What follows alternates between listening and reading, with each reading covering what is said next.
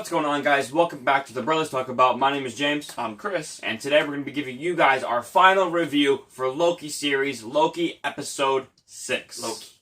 So, we're going to kick this video off giving off some different topics, breaking down the different main plot points of the episode, giving our thoughts and opinions on it. So, I want you guys to let us know your thoughts and opinions down below in the comments. And before we get into this video, if you enjoyed Loki as a series, I want you to like this video. And if you've continued to come back week by week to hear our opinions, let us know in the comments down below. We always like hearing that. You guys support the channel and like our videos, so it's always appreciated. As always, we appreciate you guys watching this video, and if you are new, please subscribe to the channel because we're almost at 100 subscribers, so we'd love to reach that goal soon. So thank you guys so much for subscribing and continuing to watch these videos. Loki kicks off right where episode 5 left off, showing us Loki and Sylvie entering that portal heading to this mysterious castle. So they enter this castle. They're kind of going back and forth debating on how they're going to go in, which is kind of funny, but that led into then the jump scare that got me. Let us know if it got you. Minutes. Bro, she was I knew she was going to be in it. I knew she was going to have a big part in it. So when she first popped up, I kind of thought, oh crap, are these theories right that she's actually the main big bad all along? After hearing these theories, so what did you think about the pop-up? The pop-up, she's just like spun into the camera, kind of like our intro, and she was like, hey, what are y'all doing over here? And I think it was like, it's like the security system for Kang.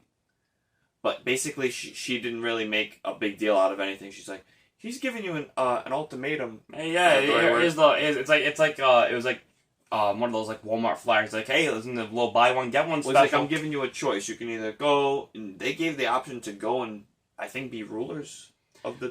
First option is that Kang gave them different options later in the episode, but the first two were different.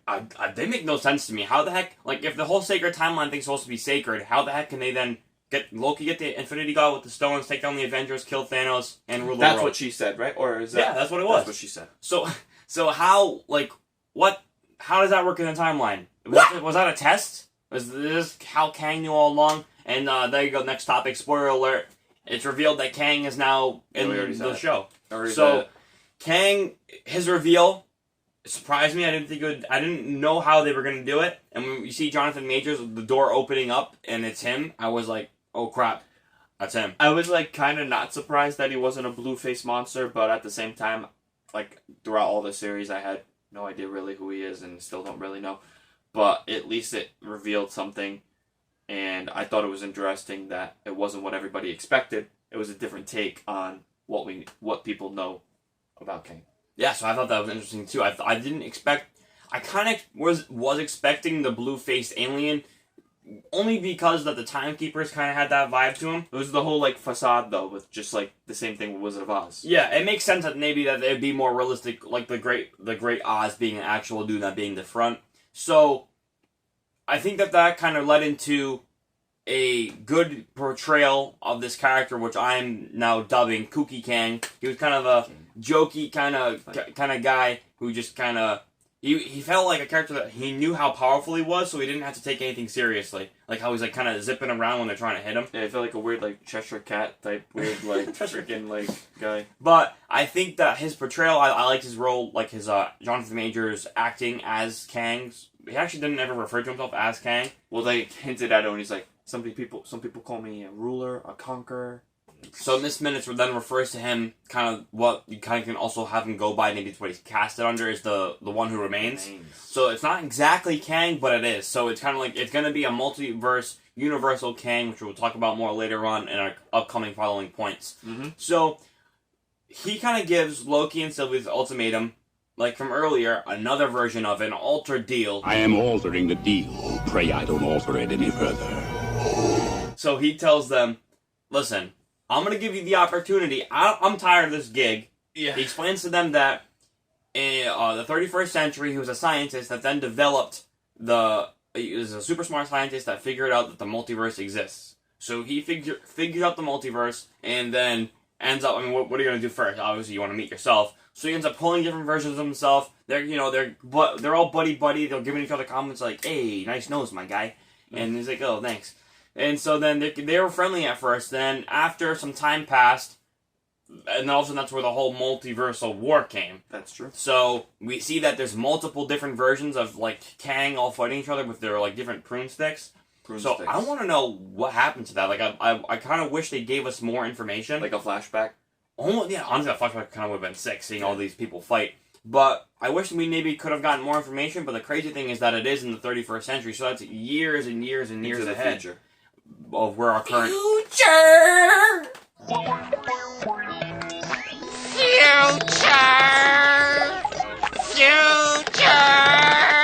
So that's years and years and years ahead of where our current MCU timeline is. So I'm wondering, I would have loved to see what that looked like. We end up learning that basically he's the one that took over control. He got Eliath to wipe out all the Kang, so he was the last remaining Kang. Then later developed the TVA to control what he deemed to be the sacred timeline, and have him be the only Kang left to make sure that this multiversal war never happened again. So technically, the whole Miss Minutes beginning thing where she kind of explaining to him, Loki at the beginning of the first episode, kind of telling him what TVA is. Yeah, with the promo of the TVA. It's kind of accurate, but it's kind of altered to have it be what Kang well, bits and pieces of truth scattered. Yeah, so then we see that Loki and Sylvie are both at disagreements, and Loki believes Kang, and when Kang tells them that, okay, I don't want any more a part of this, I'm going to let you guys take control. I don't know what that was supposed to, like, how that would have worked out. Yeah. And Sylvie wants to kill him. He's like, if you kill me and I die, this whole place is going down. Like, the multiverse that you see, this nice purple scenery outside, it's going to be all screwed up. This nice oasis, everything I've created, you're going to make it go to ashes if you don't listen to me. And they're like, oh, are you lying? He's lying. And then Loki, being the smarter guy in this case scenario, is like, no, I think he's telling the truth. And then Sylvie, all she wants to do is go out and kill and revenge. She just wants to decapitate him and stab him and whatever. But Loki is trying to convince her. He's like, oh, you're just trying to take the throne. And I understand where her point was coming from, but at the same time, she was being stupid. And Loki was like, think about this. This isn't just about revenge or aggravation. It's about the whole world, the whole universe at stake. Yeah, they were both. You're wrong. They were both of this disagreement, which kind of was the hook of the episode that led into the finale, like the ending. The only fight scene in the whole show. The ending fight of the episode. I thought it was good. I liked the choreography. It was kind of cool, like when she does like that double kick and basically he dodges, like dancing, going back and forth. What did you think about when Kang just kind of revealed everything? Did you believe him at first? Once Loki started believing him, I had a good hunch. I would bank that I would say 90% of what he was saying was probably true, and I would probably go to think that there probably were going to be more evil versions, because he looked like he could care less if he did get killed. I thought it was weird at the point when he was like, I knew everything that was happening up until this moment. That was interesting. I think everything he said probably was true, knowing what he knew. It makes sense. I just don't know what they're going to do in Ant-Man 3. What this Kang's going to be like. Are there going to be multiple versions of him now? Because there's that one, we're jumping ahead, just the one statue.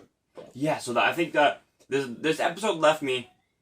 So obviously I'll wrap it up the episode by saying, obviously we all know, we've seen it. Sylvie kills Kang. Yep. Loki gets sent to this other version of the TVA, which I don't know if it's an alternate reality. No one knows if that's true. It could be the same TVA and time just changed, or it could be a different one. I think it's an alternate universe where now, because B-15 says, oh, what does he expect us to do now? Which, watching it, I thought she was talking about Loki, but then you ended up realizing that she's talking about Kang. Yeah. So Kang's obviously now the one in control. I don't know if Renslayer is in the picture. I don't believe she is. I think that when she got sent off, she kind of, like, Miss Minutes through Kang gave her, the other way around, Kang through Miss Minutes gave her all the information she needed. Because in the comics, they're kind of boyfriend and girlfriend, and I think they wanted to meet. He said you're going to like this more than, he's like, this isn't what I was asking for. He's like, he said, you're going to find this more useful. Yeah, more useful. And he's like, and then she said, who? Yeah. And she's like, oh, I'm going to go find free will. So, earlier she mentioned that he's the only one with free will. Yeah. Free will, so I'm guessing that's what that kind of meant. She's going to go try to find him. I don't get it. So, but the ending is what's the craziest part. So, it all ends with the multiverse being shattered. Yeah. And all the lines and going crazy. And then setting up Loki season 2. So, I think it sets up two different stories of Doctor Strange with all the multiverse stuff. Mm-hmm. And then also Kang, Loki, and all that stuff for season 2 with the TVA. Yeah, I don't know. Oh, you finish your thought. I was saying I think it's gonna all kind of collide because it officially came out from the Hollywood Reporter, which is basically just official information. Is that Loki will then appear in Doctor Strange 2, along with Wanda, a lot of people, and probably Spider-Man. So all like these next 4 big projects are going to be crazy. Yeah. And I don't know how. I trust Kevin Feige and the Marvel's team, but I don't know how. This just seems like so much stuff happening at once. I don't know where it's going to go. It just seems nuts. Yeah. Well, they always have the plan It's crazy. beforehand. I just think that Loki Season 2, I don't think it's going to touch upon a lot of the stuff. It might touch upon the TVA, but I think a lot of the stuff with the multiverse and Kang, they're all going to be fixed in the movies. I don't think they're going to take this big jump and have nothing settled in the movies just to wait till Loki Season 2. Because think about it. You got Spider-Man, which is going to have to mention something about the multiverse. For sure. Then you got Doctor Strange's whole movie, which is based off of the madness of the multiverse. And then whatever else I think comes out before then. I don't know if Ant-Man might come out before Season 2 or it might not. But That's what I'm wondering too. When is that going to be placed? But I think that they're going to figure out and settle stuff with this character, with the new characters, as Loki and Kang and maybe even the other side characters will be in these movies. And then Loki could be a totally different thing. It might not even have to do with the multiverse anymore. Yeah, maybe you could just But send it on TVA. I think it makes sense that once whatever they end up doing, they might shock us and make some big twist, and it could continue to be something else. But the vibe that they go right now, where he's on adventures, and there's still the other versions of himself out there, so they could go and try to communicate with going through time and stuff. I don't know. There's a lot to think about. It is just a lot of information. It was a good show. I think overall, this episode for me it wasn't great, but it was really good. So because it gave you a good amount of info. I think it was jam packed with rushing it. Like you said at the beginning, it really was just a bunch of talk. And that's really what it needed to explain stuff. I just wish it could have been, and we say this a lot, fleshed out more with more things. Alright, so we're going to end this video out by giving you guys our quick kind of series review and just mentioning the things that we enjoyed and ending off what we thought of this episode. So, overall, like you said, I liked the series. I liked most of its pacing. I think that there's a couple faulty episodes, like I mentioned earlier. Episode 3 was definitely the weakest episode out of the bunch, in my opinion. And I think that then trickled leading into different faults that would continue on in the series. And this episode, for me, episode 6 is kind of a mid-tier. I think it wasn't as good as it could have been. And I think that's kind of sadly become a common thread. I don't know, there's only been 3 shows so far.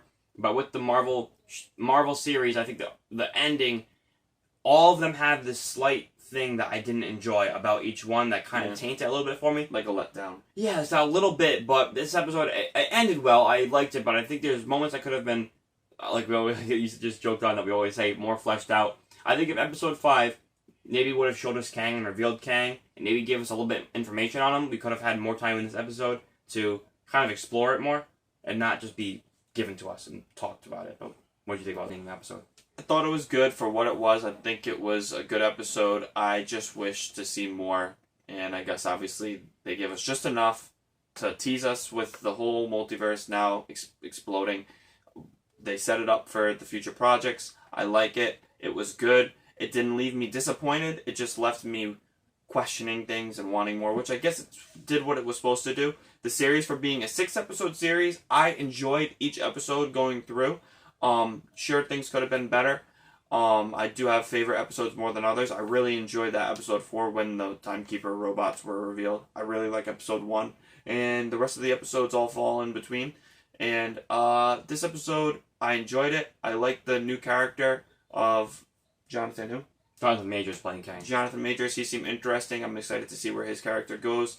And what happens with Sylvie. She kind of screwed everything up. Sylvie kind of was the reason, when you really think about it now, that everything's going to be officially screwed up. Oh, and you wanted to share your thing with the statue. Oh, yeah, so the ending statue, that leads you into, what are we going to do now? Because that was that feeling that I got. For me, it wasn't happened. that big of a change because it was still a timekeeper, Yeah. and it just reverted to 1. So, basically, his plan was all in motion all along. I just found it interesting how Kang didn't really care if he died or not. He's like, I'll see you soon. Yeah, exactly. That was creepy. That was like, oh god, what is that supposed to mean?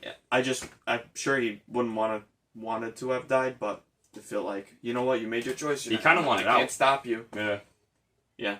Let's see. Guys, comment down below. Let us know your thoughts, theories, speculation, and what you think what's going to happen in the future movies. What are they going to leak? When are they going to release that Spider-Man trailer? Soon. And what else are you excited about to see in Loki? Oh, sorry. One last thing. Very disappointed. No jet ski for Mobius. What? But he survived. He's alive. I want more Mobius. I think from all this, with all the lines going across, there's no doubt in my mind. Mobi-Verse confirmed. Mobi is into the Mobi-Verse. Confirmed. Mobi-Verse! You've heard it here first, guys. Exclusive information. I know we're just starting out, but we've got some ins in Hollywood. So listen to us. We got some Trust inside us. scoops. Trust us. We know it's gonna be happening. Stay excited. Stay tuned. We're gonna have anime Mobius. We're gonna have Cowboy Mobius. We're gonna have Secret Agent Matrix Mobius. Matrix Mobius. There's gonna be so many. Oh my gosh! Into the Mobius, the Mobi-Verse. tank engine Mobius is gonna be like Lightning McQueen, but he's gonna be a tank engine. It's gonna be absolutely Mobius, absurd. Toaster Mobius. So, thank you guys for listening to us talk and ramble through this long video. Shout out to all the people that always like and comment. We love you guys. Thank you for all the things you do. Much. And may you have a great rest of your day. Have a good one, guys. See you next time.